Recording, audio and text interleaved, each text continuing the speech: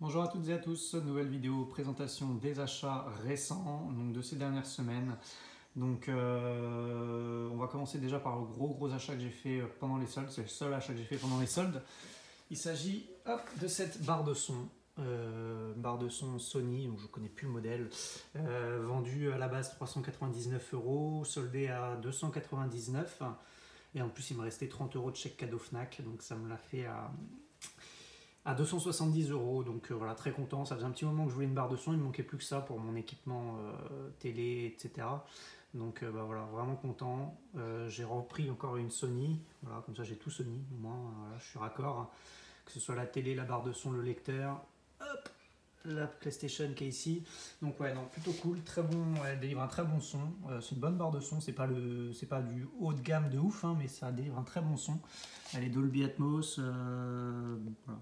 Après, effectivement, ça ne vaut pas un home cinéma complet, mais je voulais pas m'embarquer là-dedans tout simplement parce que j'ai pas énormément de place, je voulais pas rajouter le caisson de basse à côté, etc. Enfin voilà, je voulais pas que ça prenne trop de place.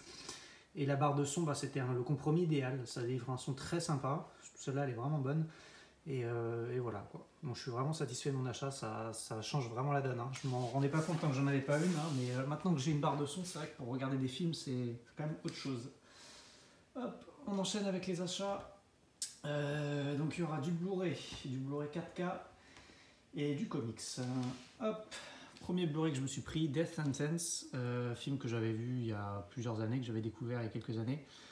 J'ai eu envie de me le refaire tout simplement. J'ai profité de la semaine de la vidéo sur Amazon.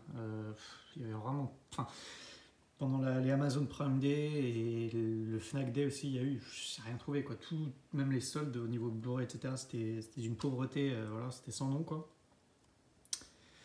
Voilà, tout ce qui était proposé, soit je l'avais déjà, ou soit ça m'intéressait pas. Donc bref, je me suis rien procuré.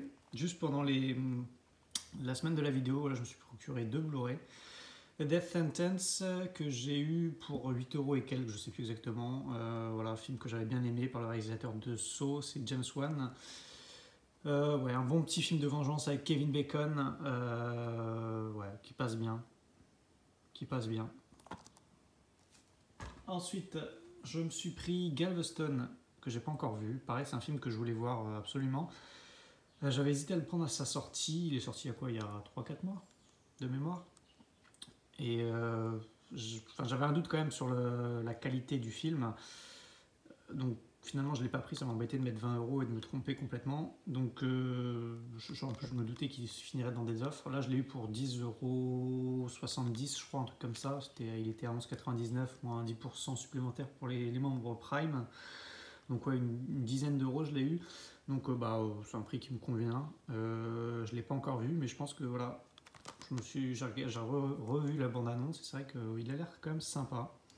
Une espèce de cavale avec Ben Foster et Elle Fanning, voilà, qui sont poursuivis par des gangsters. Donc ouais, je pense que ça peut être cool. C'est le genre de film en tout cas que j'aime, ces polars un peu noirs, un peu violents, et je pense que voilà, il va me plaire. De Galveston. Hop. Ensuite, on va passer aux 4K. On va commencer par ceux-là. Les deux premiers là que vous allez voir, c'est des 4K que j'ai fait venir de chez Zavi. Zavi faisait une offre, c'était 2 Blu-ray 4K pour 32 euros, je crois, c'était ça, ouais. J'avais vu sur Steelbook Pro, sur 4K Pro, pardon. Donc je me suis dit, je vais aller faire un tour parce que 16 euros le 4K, ça va, c'est pas la promo de l'année, mais ça va, ça peut être sympa pour voilà, pour se trouver des 4K à pas très cher. Le premier que j'ai pris, c'est Predator. Donc vous voyez, c'est des 4K anglais, hein, ouais, on reconnaît avec le petit logo. Predator que j'avais en Blu-ray 3D même, c'était un Steelbook Zavi qui était sorti il y a quelques années avec Blu-ray 3D. Donc j'ai dégagé le Steelbook hein, parce que du coup moi, la 3D ça me sert plus à rien, ma télé elle fait plus 3D. Et je me suis pris donc ce petit Predator en 4K que j'ai revu d'ailleurs pour l'occasion, et c'est vrai que c'est pas mal, c'est vraiment pas mal. Alors le film il est très granuleux encore, il y a encore un grain dans l'image qui est très prononcé, mais c'est voulu en fait quoi. C'est la réalisation, le réalisateur qui a fait en telle sorte que voilà, l'image elle est très granuleuse. Après le 4K on le sent quand même au niveau de la définition, des détails sur les visages, c'est assez impressionnant. Les couleurs aussi, vers la fin, quand il y a les explosions là, dans la bataille finale, dans la nuit, les explosions, elles ressortent bien avec le HDR. Donc ouais, le 4K est vraiment sympa. Donc je suis content de m'être pris ce Predator, surtout que chez nous, en fait, j'avais hésité à me prendre le steelbook qui était sorti là il y a pas si longtemps, mais enfin le steelbook, je le trouve vraiment pas terrible, donc je voulais pas me le prendre. Et je m'étais dit, je me rabattrais sur la marée, mais la marée, en fait, chez nous, je le trouve pas en fait. Autrement qu'en coffret avec les autres Predators, il m'intéresse pas. Donc je me suis rabattu sur cette version anglaise, donc avec le même disque qu'en France. Hein, donc il y a bien le français, donc là vous le voyez pas, hein, mais il y a bien le français, que ce soit en langue ou bien même dans les sous-titres. Je l'ai revu moi en version originale Dolby Atmos, donc c'est vraiment cool, avec sous-titres français et ça passe très très bien. Donc Predator en 4K, je suis bien content. Et le deuxième que je me suis pris, c'est pour un petit upgrade en fait. Je me suis pris Il faut sauver le soldat Ryan. Pareil, c'est les mêmes disques qu'en France, donc avec le français, sous-titres français, etc. Pareil, une belle piste sonore Dolby Atmos pour la version originale. Donc vraiment cool. Et donc j'ai tout de suite dégagé les disques dans ma version HDZA, le steelbook que je vous avais présenté, le full slip que je vous avais présenté il y a 1 ou 2 mois, quand je m'étais procuré ce steelbook HDZA. Donc il me manquait juste le 4K à l'intérieur, donc c'est chose faite, j'ai dégagé le 4K dans le steelbook HDZA. Je ne présente pas ce film, sans doute, enfin pour moi peut-être le meilleur film de guerre de tous les temps. Voilà. Donc vraiment cool, pareil, le 4K il est assez magistral sur ce film. J'ai juste revu la scène du débarquement, et déjà, ouais, le 4K se fait bien sentir, et la piste en Dolby Atmos, ça envoie du lourd, quoi. Ça envoie du lourd. Ne serait-ce qu'avec ma petite barre de son, ça envoie. Alors j'imagine avec un ensemble home cinéma complet, ça doit bien péter dans toute la pièce. Hop, voilà pour ces 4K. Ensuite, une rentrée que j'ai fait comme la plupart de tous, je pense, le Us de Jordan Peele. Pas de steelbook pour moi. Steelbook, il est, ouais, on va dire, il est affreux. Enfin, il est affreux, non pas affreux, mais pour moi, il est sans intérêt le steelbook. Donc, je me suis rabattu sur la marée. En plus, j'aime beaucoup ce visuel. Enfin, je comprends pas pourquoi ils n'ont pas foutu ce visuel sur le steelbook, quoi. Un petit visuel comme ça avec en spot gloss sur le steelbook noir. Voilà, c'est frais, quoi, et ça serait super bien passé. Bah non, ils te foutent de la merde en fait sur le steelbook, quoi, comme en guise de déco. Donc ouais, pas de steelbook pour moi, c'est hors de question que j'achète des steelbooks quand ils sont aussi faibles. Je me suis pris donc la marée, tout simple, 4K, que j'ai pas encore vu le Us, mais je voulais voir absolument. Hop, film de Jordan Peele, j'avais vraiment beaucoup aimé Get Out. Celui-ci il divise un peu plus, mais je pense qu'il va bien me plaire quand même. Voilà, hâte de le découvrir, le Us. Ensuite, celui-là je l'ai rentré hier, c'est Black Hawk Down, Chute du Faucon Noir. Il est sorti, alors c'est une version Benelux, hein, comme vous pouvez le voir. On voit le logo, la 16. Il y a le titre en anglais et en français, c'est une version Benelux. Il est sorti en 4K il y a peut-être 3-4 mois. Je crois que c'était au mois de mai, de mémoire. Et j'avais hésité à me le prendre, c'est un film, donc La Chute du Faucon Noir, que j'aime beaucoup. Et que j'avais auparavant en Blu-ray standard, même j'avais le steelbook, je crois que c'était le steelbook qui était sorti chez Zavi. Et je sais pas ce que j'en ai fait, je le trouve plus, cet objet. Alors c'est sans doute pendant mon déménagement, je l'ai paumé. Impossible de remettre la main dessus, et je m'étais dit, à l'occasion, je me reprendrai ce film, parce que c'est un film que j'aime beaucoup. Donc je me le reprendrai en Blu-ray pas très cher. Voilà. Et le temps passe, il y a quelques mois, je vois qu'ils le sortent en 4K, et là c'est ça, je me dis, ah mais c'est vrai, ce film j'aime bien, je l'ai pu. Pourquoi pas me prendre le 4K? J'ai regardé un peu les tests du 4K, ils sont vraiment très bons. Apparemment le 4K apporte énormément. Et j'ai attendu, et là, avant-hier, je me le commande sur Amazon pour 22 € et quelques, je sais plus exactement, 22 €. Donc bah voilà, je suis très content. Pareil, je l'ai lancé un petit peu dans le lecteur, j'ai regardé quelques minutes du film. On a vraiment une très belle image. Pareil, assez granuleuse aussi, mais c'est voulu. Donc voilà, l'image elle n'est pas d'une pureté exceptionnelle, mais au niveau de la définition des visages, je voyais les gouttes de sueur, etc. C'était juste, c'est impressionnant, vraiment impressionnant. Donc super content de rentrer ce Black Hawk Down, donc version Benelux, mais il y a bien le français, l'anglais en Dolby Atmos, les sous-titres français. Donc ouais, très très content de me rentrer ce film de guerre qui pareil est un excellent film de guerre de Ridley Scott en 4K. Ensuite, j'ai oublié un Blu-ray, j'ai oublié celui-ci, en plus pas des moindres, j'ai adoré ce film, Vice, donc, que j'avais chopé à la fin du mois de juin. C'est la sortie du mois de juin que je voulais pas louper. Et j'ai surkiffé ce film, vraiment excellent, Vice. Donc Christian Bale, Amy Adams, Steve Carell, Sam Rockwell. Le casting, il est déjà 5 étoiles et en plus de ça, tous les acteurs sont juste géniaux, vraiment géniaux dans leur performance. Christian Bale est bluffant, Amy Adams est très bonne. Steve Carell et Sam Rockwell, j'ai adoré en George W. Bush, il est juste mais délirant. Donc ouais, non, super casting, le film il est vraiment très bon, c'est une satire des années Bush au pouvoir, vraiment, voilà, c'est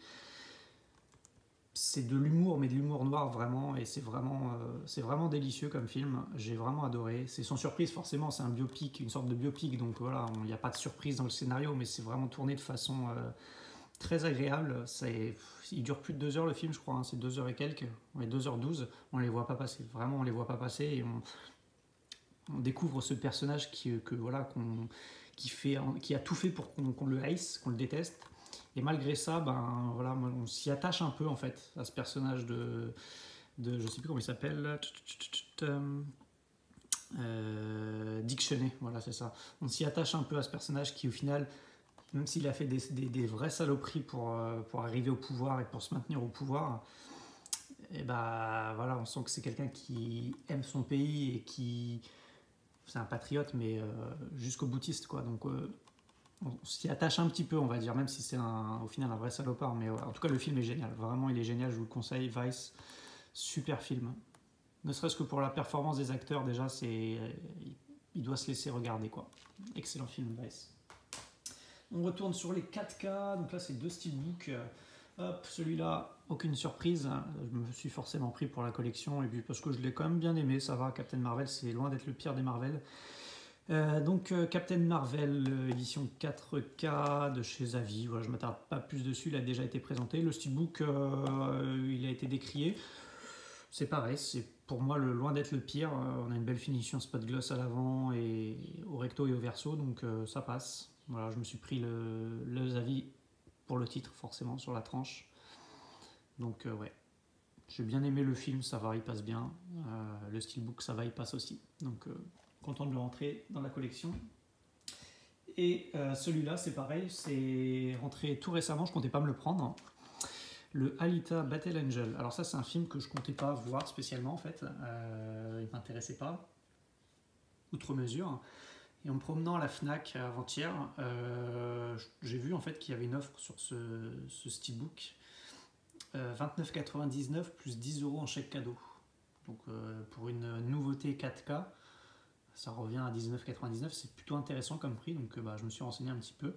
J'ai vu que l'édition spéciale Fnac était dispo que en magasin, sur le site Fnac, sur le site Amazon ou même dans les autres commerces. C'est la même édition Steelbook, mais en plus tu as le Blu-ray 3D, donc tu as Blu-ray 4K, Blu-ray 3D, Blu-ray, et c'est à 35 €.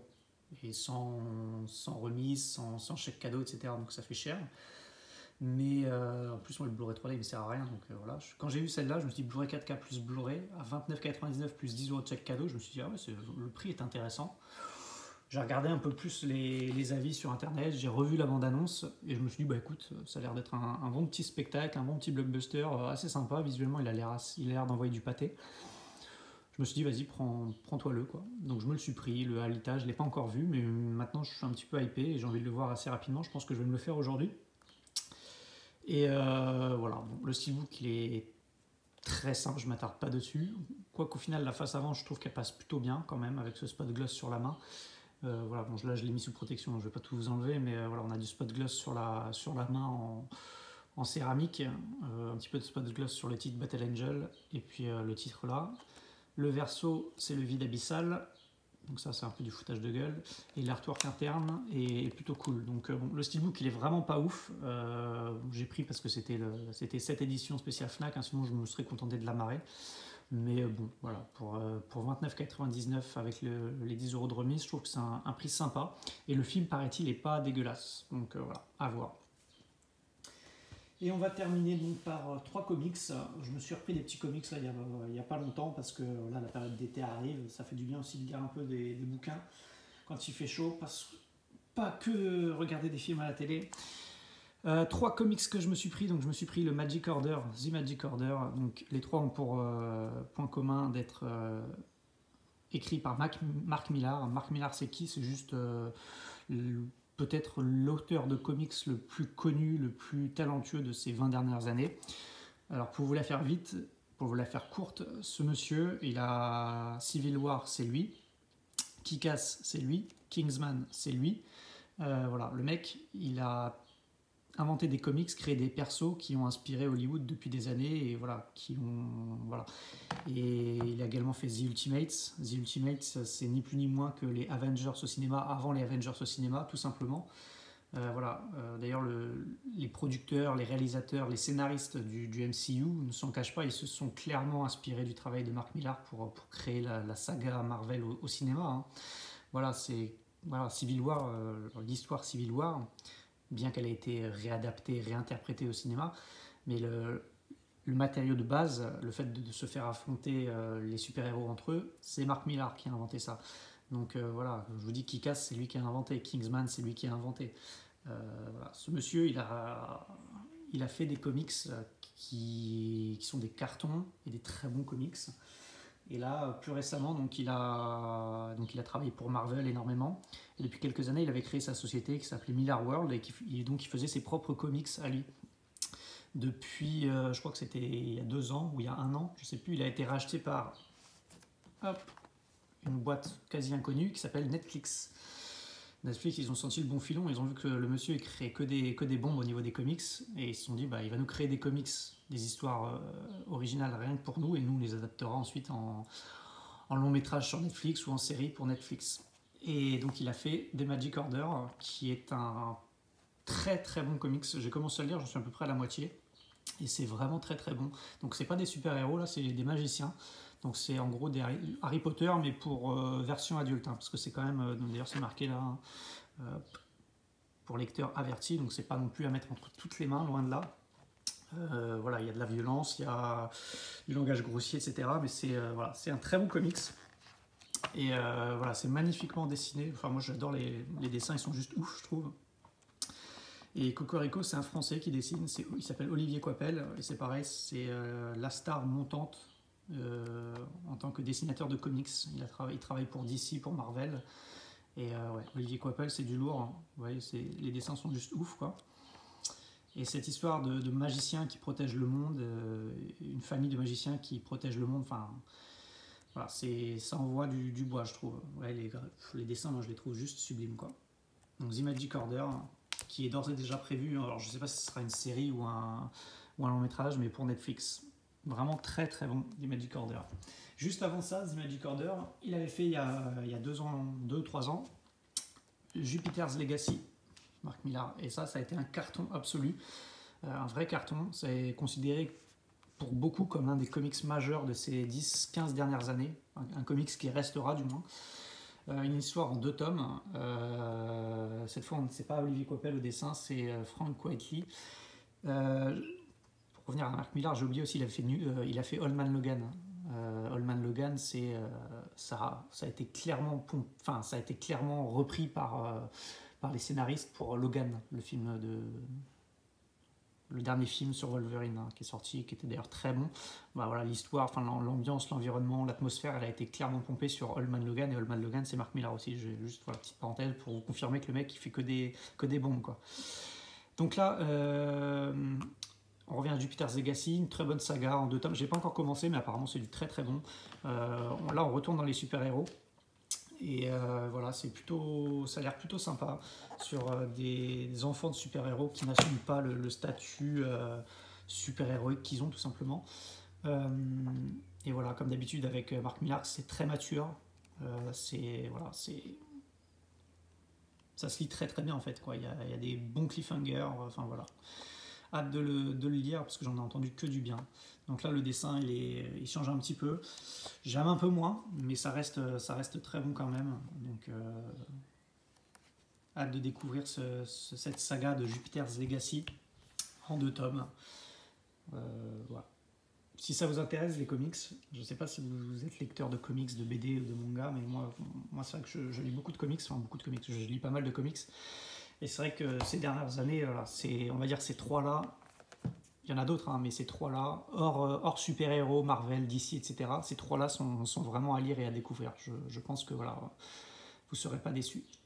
Voilà, on s'arrête là pour ces achats récents, ça fait déjà 20 minutes. J'espère que ça vous a plu, donc c'était assez divers et varié. Moi, je vais aller me calfeutrer parce que la canicule arrive, je vais me mater un film, je profite de mon repos. Et je vous dis à la prochaine. Ciao tout le monde.